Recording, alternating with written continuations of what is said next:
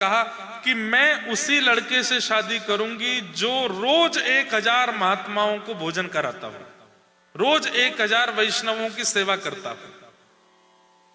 किसी ने ये बात जाके हरपाल जी को, तेरे लायक लड़की मिल गई है। बोले कहां? पास के गांव में एक कन्या है, उसने अपने माता पिता से कहा है कि 1000 संतों को वैष्णवों को भोजन कराने वाला लड़का होगा, उसी से ब्याह करूंगी। हरपाल जी बोले तो बहुत बढ़िया है, अब आप घर पे बात करके हमारा ब्याह कराओ। ऐसी भगवत परायण कन्या ही चाहिए थी मुझे। हरपाल जी का ब्याह हो गया। पत्नी ने पहले दिन ही कह दिया था कि शर्त याद है? बोले कि बिल्कुल याद है, आप निश्चिंत रहो। ब्याह के अगले दिन से ही 1000 संतों का भोजन बनता है और आसपास के राहगीर और यात्रा में जाने वाले संतों को बुलाते थे, प्रेम से पाओ। करते करते करते करते करते करते 10 साल बीत गए। हरपाल जी कोई काम नहीं करते थे। परिवार के पुस्तों ने जो जमा करके रखी थी पूंजी, उसी से ही सेवा कर रहे थे संतों की। 10-11 साल में स्थिति ये हो गई कि जो धन था वो घटने लगा और आप उधार लेने लगे। बाजार में जाके उधार दे दीजिए, क्यों? संत सेवा करनी। एक समय ऐसा आया कि अब इनको उधार देना भी बंद हो गया, क्यों? पुराना चुकाया ही नहीं था। लेकिन संत सेवा चलनी चाहिए। पत्नी से बोले देवी घर में सारा धन खर्च हो गया है, उधार भी इतना हो गया कि अब हमको कोई उधार नहीं दे रहा। पत्नी बोली चाहे 12 साल हो गए हो शादी को, मैंने इसी शर्त पर शादी की थी कि आप रोज संत सेवा करेंगे, कैसे भी करिए, हमारे घर में रोज संत आने चाहिए। और इतने प्रचार हो गया था हरिपाल जी के कि अब 1000 संत नहीं, 1500 2-2000 संत आते थे रोज। तो हरपाल जी बोले क्या करूं? एक दिन रात्रि में बैठ करके इन्होंने अपने गांव के बड़े बड़े सेठों की लिस्ट बनाई, जो ना कभी दान करते, ना कभी पुण्य करते, ना कभी कथा सुनते, ना कभी मंदिर जाते। और इन्होंने सोचा कि अब इनके यहां चोरी करूंगा मैं।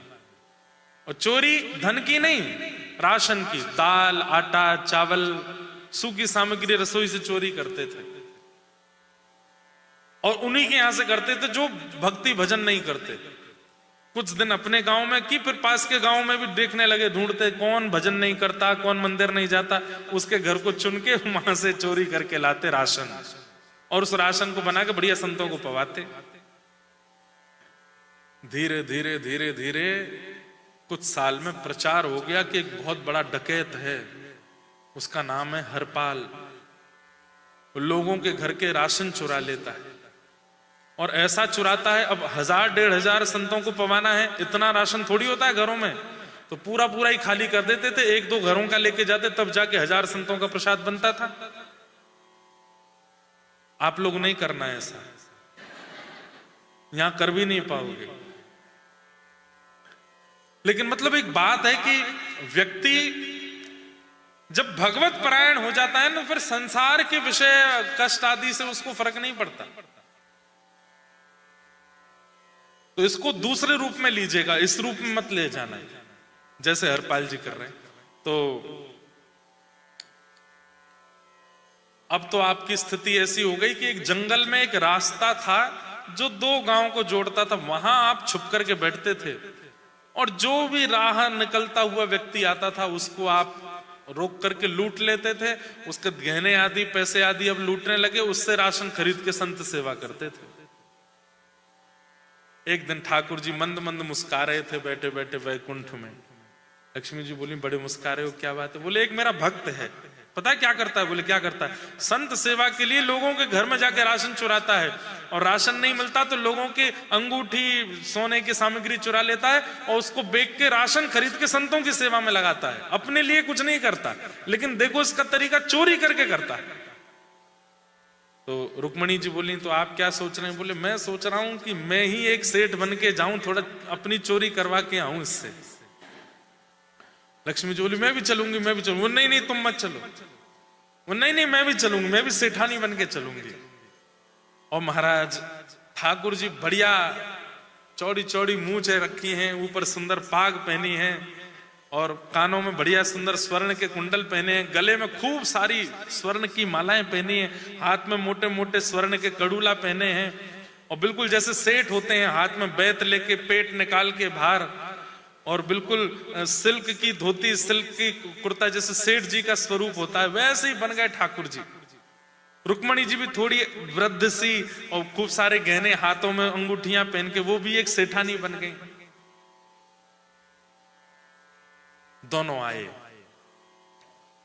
जैसे ही निकलने लगे उसी रास्ते से जहां हरपाल जी खड़े होते थे, तो हरपाल जी देखे और देख करके बोले, वाह ठाकुर जी बड़ी कृपा, ये तो कम से कम आगामी 10-20 साल की योजना आ रही है पूरी, ये तो पूरा लूट लूंगा मैं इसको, फिर 10-20 साल मुझे मेहनत ही नहीं करनी पड़ेगी, इतना गहना। गए तो सामने से आ रहे थे, तो ठाकुर जी सेठ जी के रूप में, और बिल्कुल ऐसे बेंत कांप रहे हैं, और बोले, अरे भैया सुनो तो। बोले हाँ बताओ। बोले हमको ना दूसरे गांव में जाना है। बोले अच्छा, हमने सुना है यहाँ पर एक बहुत बड़ा डकैत रहता, उसका नाम हरपाल है। हरपाल जी से ही बोल रहे हैं ठाकुर जी। हरपाल जी बोले अच्छा, उससे भैया तुम हमको बचा लो, इसके बदले में तुम जो कहोगे वो हम तुमको देंगे। हरपाल जी बोले बहुत बढ़िया है, ऐसा बढ़िया शिकार फंसा है। तो हरपाल जी बोले तो फिर एक काम कीजिए। बोले क्या? मेरे यहाँ रोज 1000 संतों का भोजन होता है, तो आप पहले कुछ राशि दे दीजिए, मैं राशन खरीद के पत्नी को दे आऊं, मैं चलूंगा आपके साथ, ये जंगल पार करवाऊंगा। वो हरपाल मुझसे डरता है, मैं पल्ली पार करके आऊंगा आपको। ठाकुर जी ने तुरंत रुक्मणी जी को इशारा दिया, कुछ दो। रुक्मणी जी ने कुछ सोने की मोहर दे दी।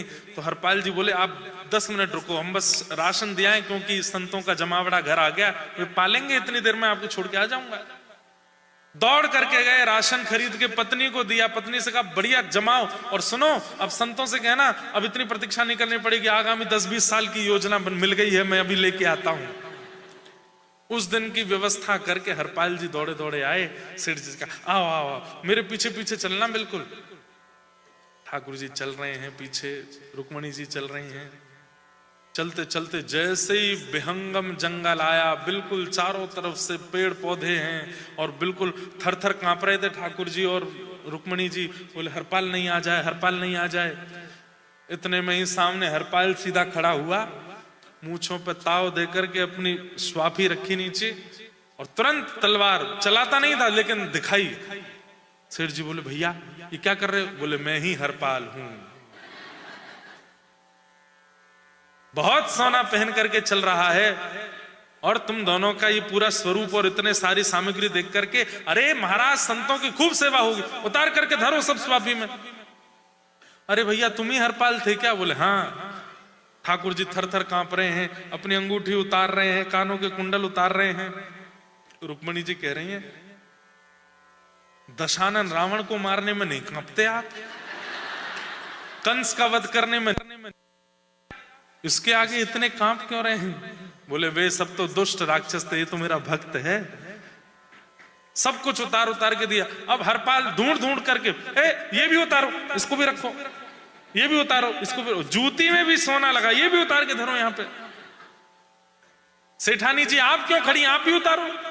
रुक्मणी जी बोली मैं भी उतारू। ठाकुर जी बोले और नहीं तो क्या, अकेले लुटेंगे हम, लुटाओ।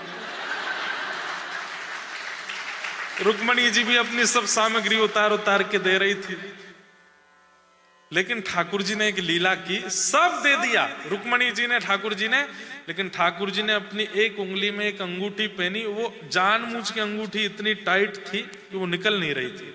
और ठाकुर जी ऐसे हाथ छुपा के खड़े, भैया हमने सब दे दिया, अब हमको छोड़ दो, कुछ रह तो नहीं गया? बोले नहीं रह गया। दिखाओ तो जरा, अपने हाथ आगे करो।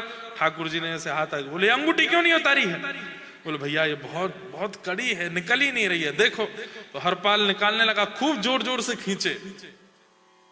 तो हरपाल जी बोले अंगूठी नहीं छोड़ूंगा मैं, क्योंकि कम से कम इतना धन है कि 1 साल की सेवा तो इसी से हो जाएगी। कहां है मेरी चक्कू, कहां है? चक्कू लेकर के ठाकुर जी की उंगली काटने की स्थिति में जब आया, शंख चक्र गदा पद्म धारण करके ठाकुर जी प्रकट हो गए, और रुक्मणी जी अपने रूप में प्रकट हो गई। ठाकुर जी ने हरपाल जी को हृदय से लगाया। हरपाल जी तो घबरा गए जब ठाकुर जी को देखा। इतनी देर से आपको लूट रहा था मैं। अरे ये तो बहुत बड़ा अपराध हो गया। मेरे नाथ, मेरे स्वामी, मेरे सर्वस्व, मेरे परमात्मा मेरे सामने आ गए और मैं लूटने में व्यस्त था। नाथ मुझसे बहुत बड़ा अपराध हो गया, चरणों में गिर गए। ठाकुर जी ने उठा के हृदय से लगाया, बोले तुमने कुछ अपराध नहीं। अरे मैंने कितनों की चोरी की, मैंने कितनों के गलत का, आज मैंने आपको लूट लिया, इससे बुरा मैं और क्या करूंगा। ठाकुर जी ने कहा उद्देश्य अपना नहीं था तुम्हारा, उद्देश्य संत सेवा, वैष्णव सेवा, मेरे जनों की सेवा थी, इसलिए उसमें दोष नहीं लगता। और तुमने उन लोगों का धन चुराया जो कभी भजन नहीं करते, जो कभी कथा नहीं सुनते, कभी मंदिर नहीं जाते। अरे हरपाल, तुमने उनकी चोरी करके संत सेवा करा के, बल्कि उनके धन से उनका ही उद्धार कर दिया। वे सब वैकुंठ जाएंगे तुम्हारे कारण। क्यों? उनका धन तो कभी सेवा में लगा नहीं, तुमने लगाया। देख करके बड़े राजी हो रहे हैं। हरपाल जी बोले नाथ मुझे दर्शन दे दिया आपने, लेकिन जिसकी कृपा से आज मुझे आपके दर्शन हुए, मेरी पत्नी जिसने नियम लिया था उसको तो दर्शन दो। ठाकुर जी बोले ठीक है हम चलते हैं। और दोनों लाली लाला बन गए, रुक्मणी जी और ठाकुर जी गोद में बैठ करके गए। और वहां उनकी पत्नी ने हरपाल जी की गोद में दोनों बालकों को देख के पूछा ये दोनों कौन हैं? बोले कि दिव्य दृष्टि से देखो, जब प्रणाम करते हुए देखा तो साक्षात भगवान ही गोदी में बैठ करके आए थे। हरपाल जी और उनकी पत्नी दोनों पर कृपा करके ठाकुर जी अपने संग ले गए। अब इससे चोरी मत सीखना, इससे गलत मत सीखना, पर इससे ये चीज सीखना कि हमारा उद्देश्य क्या है। कई लोग ऐसे हैं संसार में, वो सुबह उठते ही केवल इसलिए हैं कि मुझे खुद को खिलाना है, खुद को ठीक रखना है, खुद को संवारना है, खुद के लिए ये करना, खुद। जब तक ये चलेगा आपको संसार के दुख सताते ही रहेंगे। जिस दिन आपका पूरा दिन ठाकुर जी के लिए अर्पित हो जाएगा, हम काम भी इसलिए कर रहे हैं कि धन कमा के इनकी सेवा कर सकें, हम जॉब भी इसलिए कर रहे हैं ताकि उससे मिलने वाले धन से हम ठाकुर जी आपका भवन बना सकें, हम ये सब कुछ इसलिए कर रहे हैं ताकि इन सब से भारत जाने में कभी हमको रुकावट ना आवे, इतना धन इकट्ठा हो जाए, जब मन चाहे तब इंडिया चले जाएं, जब मन चाहे तब कथा सुन लें। ये सब नाथ हम इसलिए कर, मतलब आपका खाना पीना कमाना सब कुछ किसके लिए? ठाकुर जी के लिए। फिर आपको संसार के दुख आएंगे भी तो पता नहीं चलेगा, संसार के विषाद होंगे भी तो भी पता नहीं चलेगा, सब मंगल में हो जाएगा। हाँ। सांवरियो है सेठ, सांवरियो है सेठ मारी, राधा जी से ठानी है, ये तो जाने दुनिया सारी, सांवरियो है सेठ, सांवरियो है सेठ मारी, राधा जी से ठानी है, सांवरियो है सेठ। जब सेठ आपके ठाकुर जी हो जाएंगे, फिर संसार के कष्ट विषाद आएंगे भी जीवन में तो आपको परेशान नहीं करेंगे। भक्तिमती मीराबाई गाती हैं, उनका सब कुछ ठाकुर जी हैं। श्याम मने चाकर राखो जी, मुझे नौकरी दे दीजिए अपने यहां। क्यों? चाकर रहसूं बाग लगासूं, नित उठ दर्शन पासूं, वृंदावन री कुंज गलिन में हरि री लीला गासूं, श्याम मने चाकर राखो जी, हरि जी मने चाकर राखो जी। थे कहो तो सांवरा में मोर मुकुट बन जाऊं, थे कहो तो सांवरा में मोर मुकुट बन जाऊं, थे कहो तो सांवरा मोर मुकुट बन जाऊं, एक वो तो सांवरा में मोर मुकुट बन जाऊं। अरे पैरण लागे सांव रोजे, पैरण लागे सांव रोजे, हाँ पैरण लागे सांव रोजे, पैरण लागे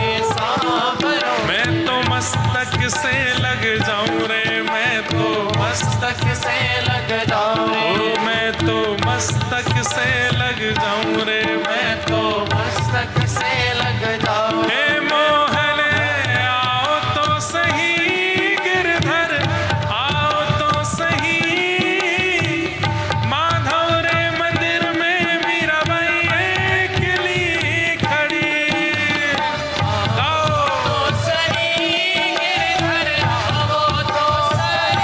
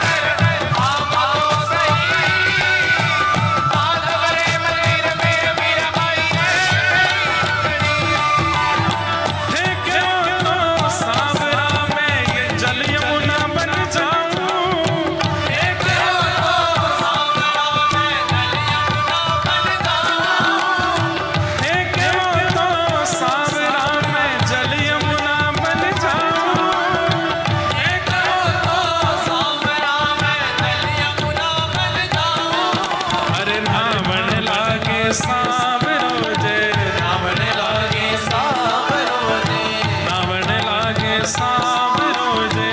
नावण लागे सावरो जे। मैं तो अंग अंग लग जाऊं रे, मैं तो मैं तो अंग अंग लग जाऊं रे, मैं तो। हे मोहन हे गिरधर, हे मोहन आओ तो सही, गिरधर आओ तो सही। माधव रे मंदिर में मीरा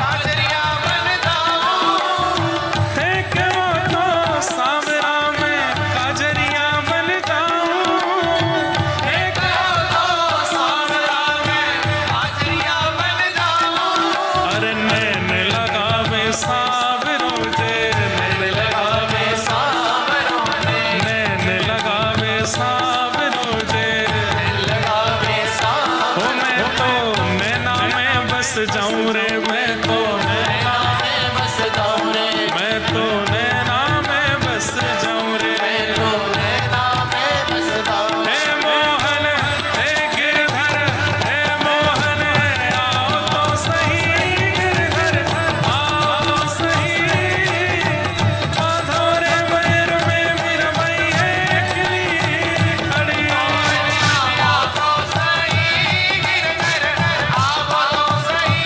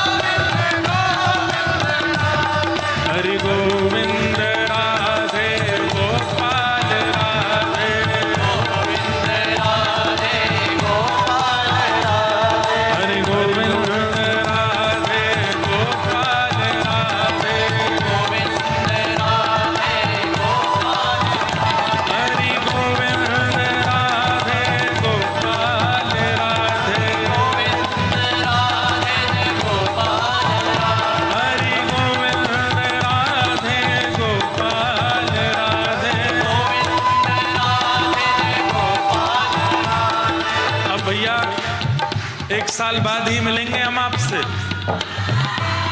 इसलिए भुजा उठा के आज खूब नाच लो, गा लो खूब प्रेम से। हे भजो भजो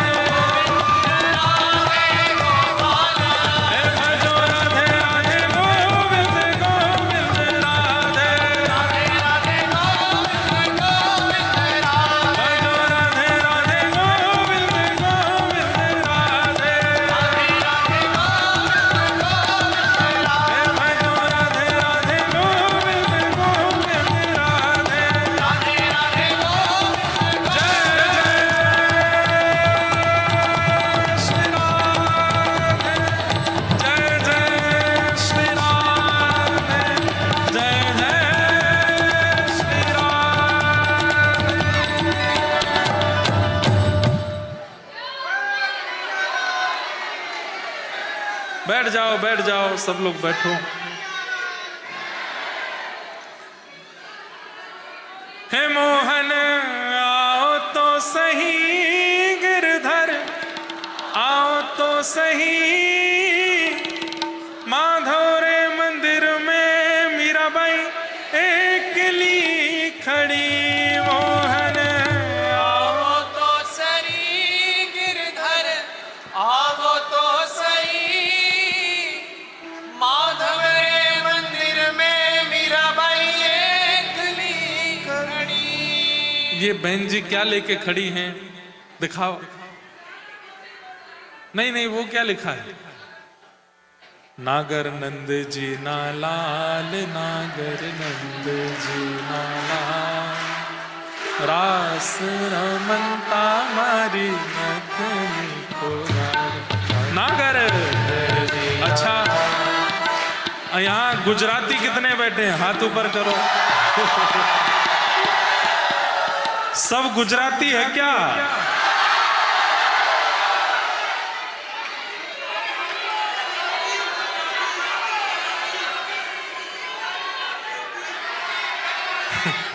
और पंजाबी कितने बैठे हैं?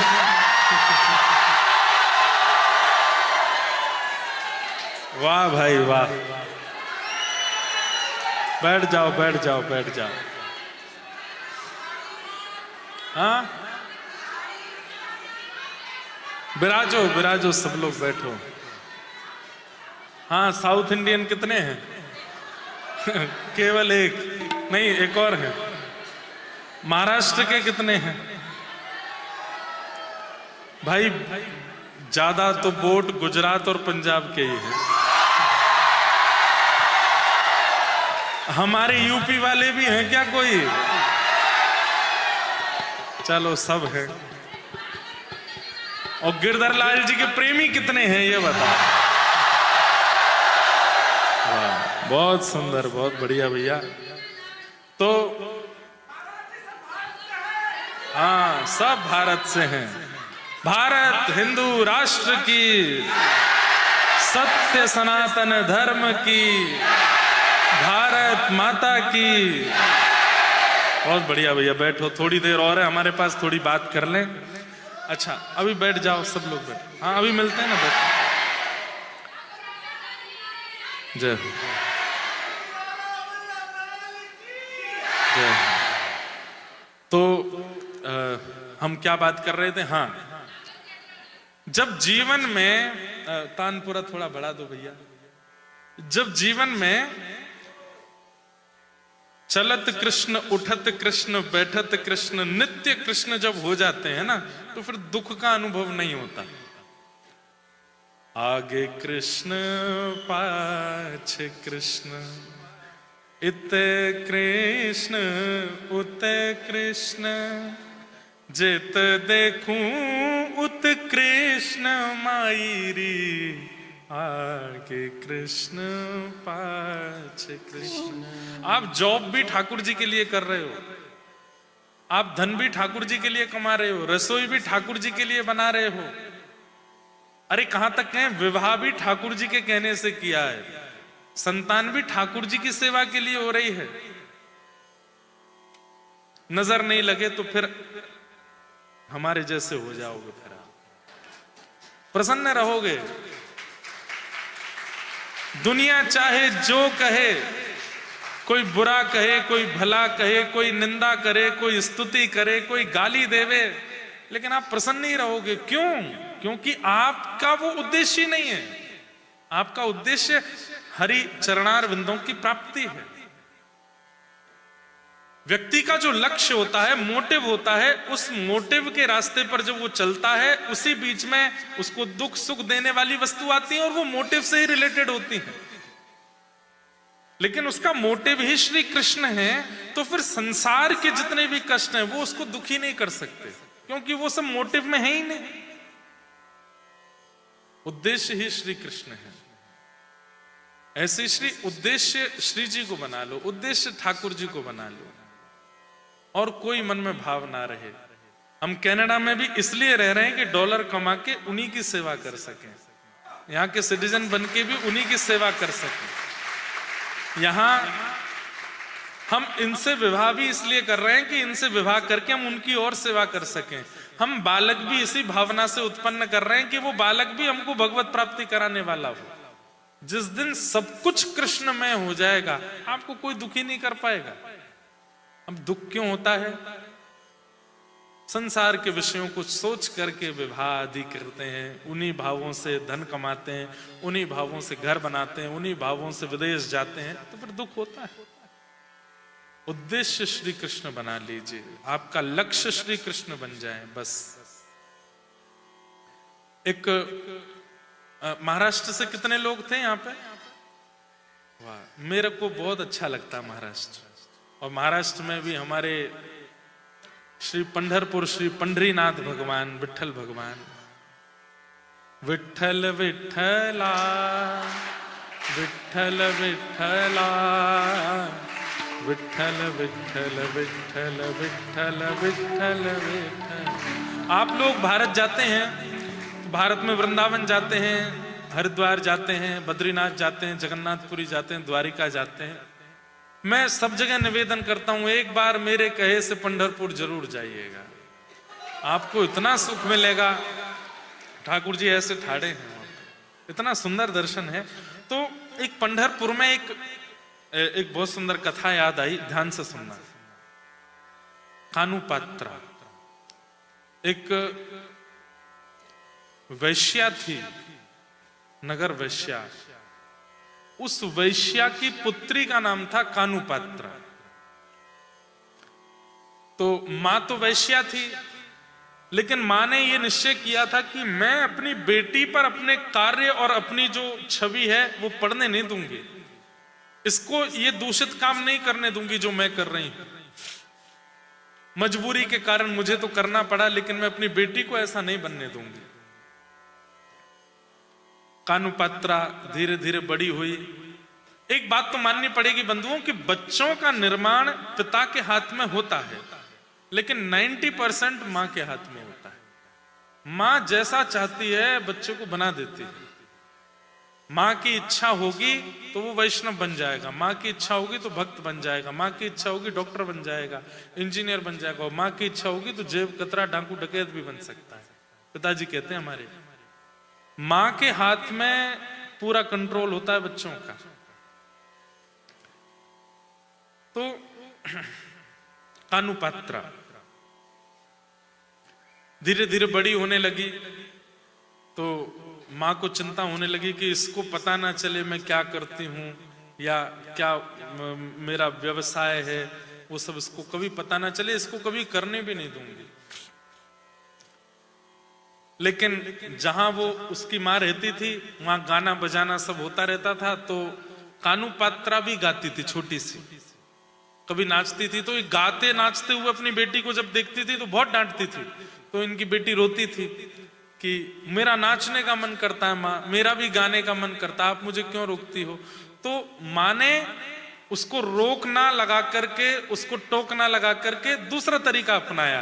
तो उन्होंने क्या किया, पंढरीनाथ विठल भगवान का एक चित्र दे दिया और कहा जब नाचने का मन हो इनके सामने नाचो, जब गाने का मन हो इनके सामने गा लो, और दुनिया में कोई भी आ जाए उसके सामने ना नाचना है ना गाना है। तो कानुपात्रा ये बात मान गई, नाचने गाने का उसका मन होता था। तो पंढरीनाथ भगवान का एक चित्र था, उसी के आगे नाचती थी, छोटी सी कानू। धीरे धीरे बड़ी होने लगी। माँ से पूछती है, माँ पूरी रात मैं अकेली रहती हूँ, डर लगता है, आप मुझे भी ले चला करो साथ में। तो माँ बोलती कि तेरे नगर में ना बहुत सारे भूत प्रेत हैं, मैं उनको भगाने जाती हूँ, चलेगी? तो भूत प्रेत का नाम सुन के बोलती नहीं मैं अकेली रह लूंगी, मैं नहीं जाऊंगी। ऐसे करके माँ बचाई रखी कानू को। धीरे धीरे कानुपात्रा बड़ी हो गई, रूप सुंदर, और उसके रूप के कारण अब वो जब भी घर से निकलती है पूरा नगर उसको देखता है, और मां उसको छुपाती है कि किसी की बुरी नजर ना लगे। और क्योंकि मैं कलंकित हूं, मैं वैश्या हूं, तो सब लोग मेरे पुत्री को भी उसी भाव से ही देखेंगे, और मैं नहीं चाहती कि वो इसके साथ हो कभी। संसार बहुत विचित्र है बंधुओं। कई बार हम लोगों के जीवन में होने वाली बातें, हम लोगों के जीवन में होने वाली एक छोटी सी चूक व्यक्ति की चाय का बिस्किट बन जाती है। व्यक्ति बिस्किट खाना भूल जाता है, चाय पीता है, आपको ही बिस्किट बना के खाता है। अरे वो ब्रैम्पटन में रहते हैं, सुना उनके बारे में? ऐसा ऐसा सुनने में आया, मिसेस सागा वाले ऐसा ऐसा कर रहे हैं। ओ महाराज, 200-300 किलोमीटर के सफर पूरे हो जाते हैं आपकी बातों में। संसार बहुत विचित्र है। कानू पात्रा की पुत्री को भी लोग, उस वैश्या की पुत्री कानू को भी सब लोग उसी दृष्टि से देखने लगे, लेकिन मां उसको बचा करके रखती है, कभी घर से बाहर नहीं जाने देती। एक दिन कानू बोलती, मां ये जिनका चित्र है ये कहीं तो प्रत्यक्ष बैठे होंगे, मैं दर्शन तो करूं। बोले तू इनमें ही कर ले, तू बाहर मत जा, बाहर दुनिया बहुत गंदी है, तू यहीं रह ले। लोग बागों से तो बचा लिया, लेकिन एक दिन कानू पात्रा का स्वरूप नगर के राजा ने देख लिया, और राजा यदि कुछ चाह ले तो उसको हासिल करता है। राजा ने अपने सैनिकों को आज्ञा दी, वो एक सुंदर सी कन्या दिखी थी हमको ऊपर, वो कौन है? बोले कि वो एक नगर वैश्या है, उसकी बेटी है कानू। अच्छा, एक काम करो, उसको बंदी बना करके लाओ, हमारे राज्य में रहेगी, हमारी सेवा में रहेगी वो। सैनिक तो ये सोच ही रहे थे कि उसकी माँ बहुत छुपा के रखती है, बढ़िया है, उसके कारण निकलेगी, सबको दिखेगी। लोगों की गंदी सोच। लेकिन देखो ठाकुर जी कहां कहां किस किस की कैसे कैसे रक्षा करते हैं। कानू के घर पहुंच गए सब सैनिक, और जाके बताया, बोले राजा का मन आ गया है आपकी बेटी पर। वो वैश्या रोने लगी, बोले कि मैं आपके हाथ जोड़ती हूँ, पैर पड़ती हूँ, मेरी बेटी अभी बहुत छोटी है और मैं उसको अपनी जैसी नहीं बनाना चाहती, आप कृपा करके इसका जीवन तो शुद्ध रहने दो, पवित्र रहने दो। सैनिकों ने कहा कि तू नहीं मानेगी तो तेरा वध करके ले जाएंगे, क्योंकि राजा को हमको इसको ले जाके देना है, अब तो कुछ नहीं हो सकता। और जबरदस्ती कानू को ले जाने लगे। अपनी मां से दूर हो गई, रोती बिलखती कानू पात्रा उसको ले गए राजा के पास। राजा ने जैसे ही उसको देखा, सुंदर तो बहुत थी, रुदन करती हुई देख के बोले क्या बात है? बोले कि मैं सब कुछ छोड़ के आपकी सेवा में आ रही हूं, मेरी अंतिम इच्छा तो पूरी कर देंगे आप। बोले क्या है तुम्हारी अंतिम इच्छा?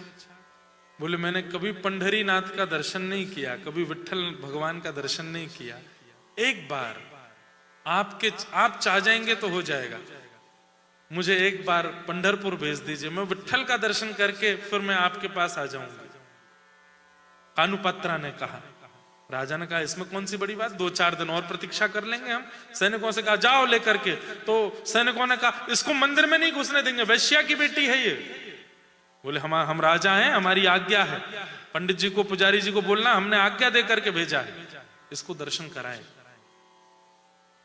और पहली बार कानू पात्रा अपने जीवन में पंढरपुर जा रही है और रोते बिलखते हुए जा रही है। जैसे ही पहुंची मंदिर में, ठाड़े हैं ठाकुर जी कमर पर हाथ धर के। आज भी प्रत्येक व्यक्ति को अधिकार है उनके चरण छूने का, सब गर्भगृह में अंदर जाते हैं, चरण छूते हैं ठाकुर जी के। जैसे ही कानू पात्रा ठाकुर जी के आगे पहुंची,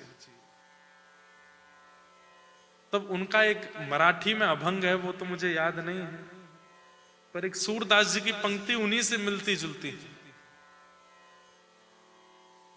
लाज रखो गिरधारी,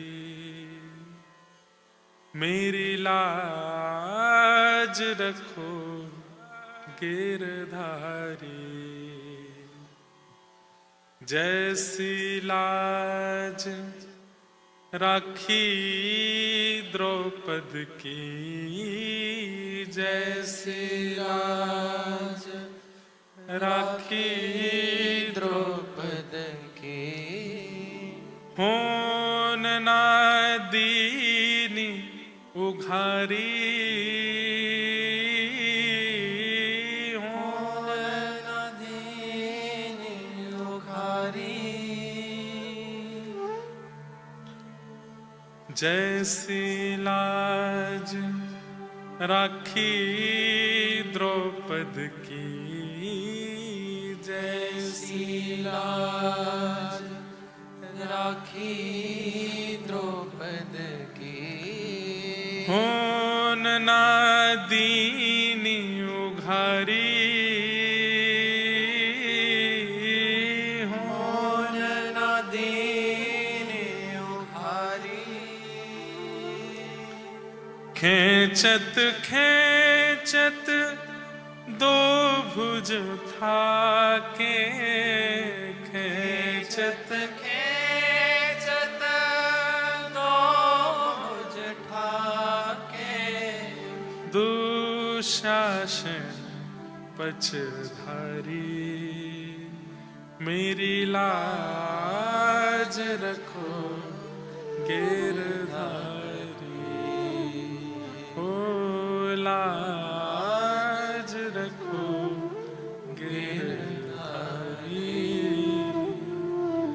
मेरी लाज रखो गिरधारी। जैसी लाज राखी अर्जुन की, जैसी लाज राखी अर्जुन की, भारत युद्ध मझारी, भारत युद्ध पछारी, सारथी हो के रथ को हांक्यो, सारथी हो के रथ को हांक्यो, सारथी हो के रथ को हांक्यो, सारथी हो के रथ को हांक्यो, चक्र सुदर्शन धारी, मेरी लाज रखो गिरधारी, मेरी लाज रखो गिरधारी, मेरी लाज रखो गिरधारी। कभी कभी बंधुओं देखो, वैसे तो जिद नहीं करनी चाहिए ठाकुर जी से, जीवन जैसा चल रहा है सब कृपा है, लेकिन फिर भी कभी कभी ये भी तो बहुत ज्यादा ही कर देते हैं। इतना ज्यादा तो रोलर कोस्टर की आदत नहीं है ना हमको, कभी बहुत ज्यादा ही हो जाए तब ये सूरदास जी का पद गा दिया करो ठाकुर जी के आगे, नाथ जब तक सब कुछ उथल पुथल चल रही थी मैंने कुछ नहीं कहा, क्योंकि मैं आपका भजन फिर भी कर पा रहा था, मैं कथा फिर भी सुन पा रहा था, पर अब इतनी अति हो गई है कि मैं भजन भी नहीं कर पा रहा हूं, कथा भी नहीं सुन पा रहा हूं, सेवा भी नहीं कर पा रहा हूं, अब इसको रोको, आपसे दूर हो रहा हूं मैं, अब मुझसे सहन नहीं होगा नाथ, इसको बंद करो।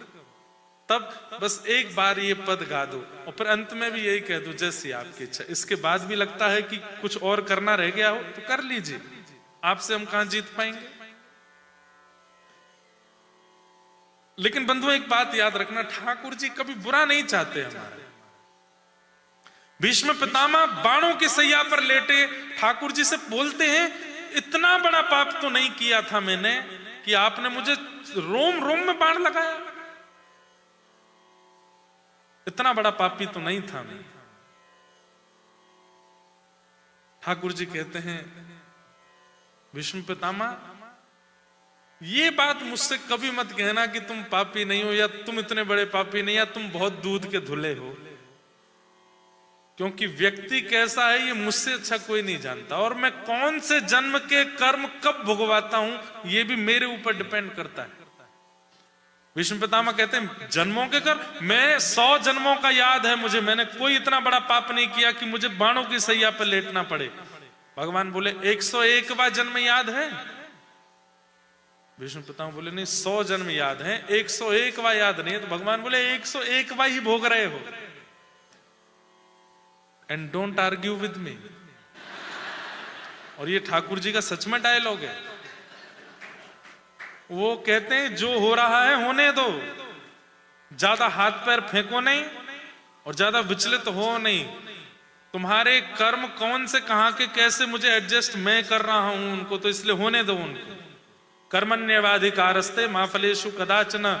हमारा अधिकार केवल कर्म करने पर है, उसका फल कब देना है कैसे देना है ये इनका अधिकार है। आज मैं आप सबके बीच में कथा सुना रहा हूं, ये मेरे कौन से जन्म का पुण्य का फल है मैं आज कह रहा हूं, मुझे नहीं पता। कल को मेरे साथ कुछ अगर गड़बड़ हो तो ना जाने कौन से जन्म के कर्म के फल के कारण वो होगा, ये भी मुझे नहीं पता। इसलिए जो मिल रहा है स्वीकार करो। लेकिन